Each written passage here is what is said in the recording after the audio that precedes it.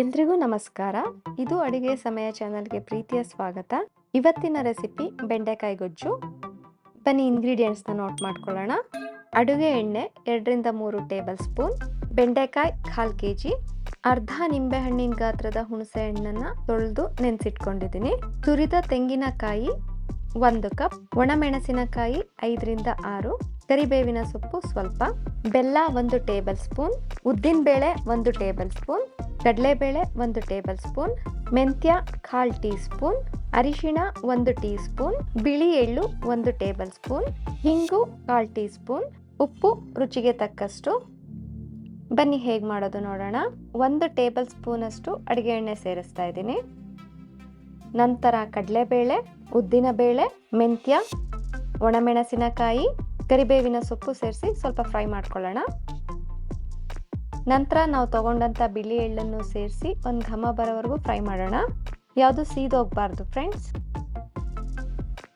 ಈಗ ಒಂದು ಮಿಕ್ಸಿ ಜಾರ್ಗೆ ಹುರಿದ ಮಸಾಲ ಪದಾರ್ಥಗಳು, ತೆಂಗಿನಕಾಯಿ ತುರಿ ಸೇರಿಸಿ ಸ್ವಲ್ಪ ನೀರು ಸೇರಿಸಿ ನುಣ್ಣಗೆ ರುಬ್ಕೊಂಬರೋಣ. ಈಗ ಒಂದು ಕಾಸ್ಟ್ ಐರನ್ ಸ್ಕಿಲೆಟ್ ತೊಗೊಂಡಿದ್ದೀನಿ.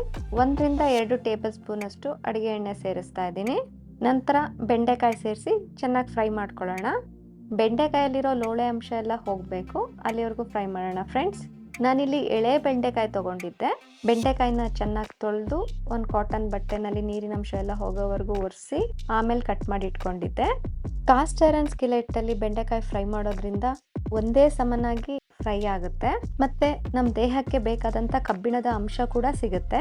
ಹಾಗಾಗಿ ಕಾಸ್ಟ್ ಐರನ್ ಸ್ಕಿಲೆಟ್ ಯೂಸ್ ಮಾಡ್ತಾ ಇದ್ದೀನಿ. ಬೆಂಡೆಕಾಯಿ ಚೆನ್ನಾಗಿ ಫ್ರೈ ಆಗಿದೆ, ಬೆಂಡೆಕಾಯಲ್ಲಿರೋ ಲೋಳೆ ಅಂಶ ಎಲ್ಲ ಹೋಗಿದೆ.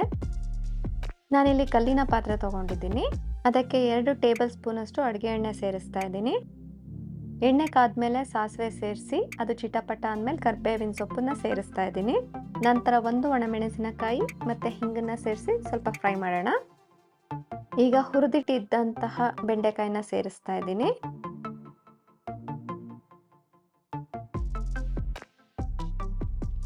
ಚೆನ್ನಾಗಿ ಮಿಕ್ಸ್ ಮಾಡಿ ಮಸಾಲ ಪೇಸ್ಟ್ನ ಸೇರಿಸ್ತಾ ಇದ್ದೀನಿ. ಮಸಾಲ ಮತ್ತು ಬೆಂಡೆಕಾಯಿ ಎಲ್ಲ ಚೆನ್ನಾಗಿ ಒಂದಾಗೋ ಥರ ಮಿಕ್ಸ್ ಮಾಡಬೇಕು.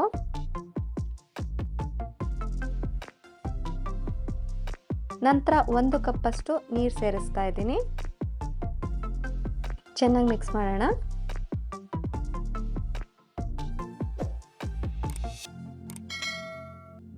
ಗೊಜ್ಜಿಗೆ ಈ ಕನ್ಸಿಸ್ಟೆನ್ಸಿ ಸಾಕು.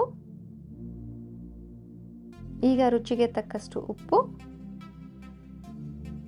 ಅರಿಶಿಣ, ಬೆಲ್ಲ,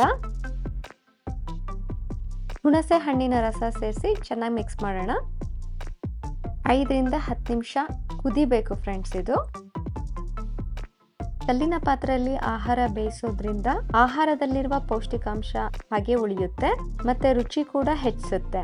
ಹಾಗಾಗಿ ಕಲ್ಲಿನ ಪಾತ್ರೆ ಯೂಸ್ ಮಾಡ್ತೀನಿ ಫ್ರೆಂಡ್ಸ್. 10 ನಿಮಿಷ ಆಗಿದೆ, ಬೆಂಡೆಕಾಯಿ ಗೊಜ್ಜು ರೆಡಿ. ನೀವು ಒಂದ್ಸಲ ಮನೆಯಲ್ಲಿ ಟ್ರೈ ಮಾಡಿ ಹೇಗೆ ಬಂತು ಅಂತ ಕಮೆಂಟ್ ಸೆಕ್ಷನಲ್ಲಿ ತಿಳಿಸೋದನ್ನ ಮರಿಬೇಡಿ. ಈ ವಿಡಿಯೋ ನಿಮ್ಗೆ ಇಷ್ಟ ಆದರೆ ಪ್ಲೀಸ್ ಲೈಕ್ ಮಾಡಿ, ಶೇರ್ ಮಾಡಿ, ಸಬ್ಸ್ಕ್ರೈಬ್ ಮಾಡಿ.